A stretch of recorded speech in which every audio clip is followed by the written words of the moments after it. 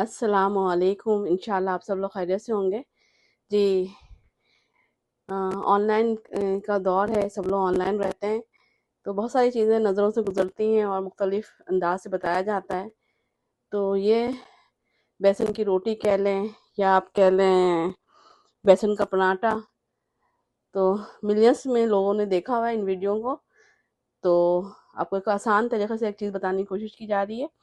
ये सब्जियां, जो भी आपको सब्जियां पसंद है उसमें आप प्याज, लहसुन, लेमन, हरी मिर्च, धनिया, पुदीना, ठीक है, टमाटर, हरी प्याज, बंद गोभी, गाजर, पालक, जो भी सब्जियां थोड़ी थोड़ी सी ले लें आप लोग, एक एक मुट्ठी, ठीक है। और कॉमन मसाले, कुटा हुआ धनिया, हल्दी, हाफ टी स्पून कुटा हुआ धनिया, 1/4 हल्दी, काली मिर्च कुटी हुई, लहसुन दो जो है, नमक हाफ टी स्पून, कलौंजी 1/4, कुटी हुई मिर्च आधी टी स्पून, सोडा 2-3 चुटकी सोडा। अब ये सब चीज़ें हैं, हम जो है ये बेसन 1 से 1.5 कप ले लें।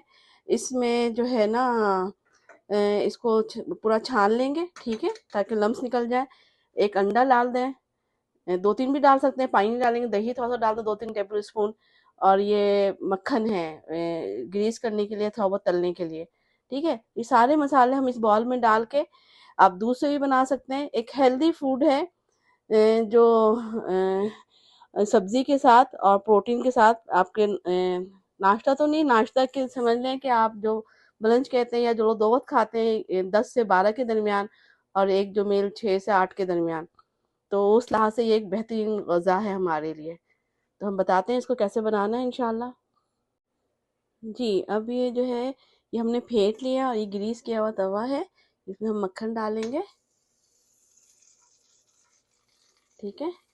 और जो है अ, इसको जो है इसमें जो है चमचे से फैला देंगे। ये देखें, धीमी आंच पे तवा गरम हो जाएगा। ये देखें इस तरह पक जाएगा एक तरह से, फिर हमसे उलट लें जी। इसी तरह दोनों तरफ से सेक लेंगे हम इसे उलट कर, और अल्हम्दुलिल्लाह हमारे मज़ेदार सी बेसन की रोटी तैयार है। दही के साथ सर्व कर रहे हैं।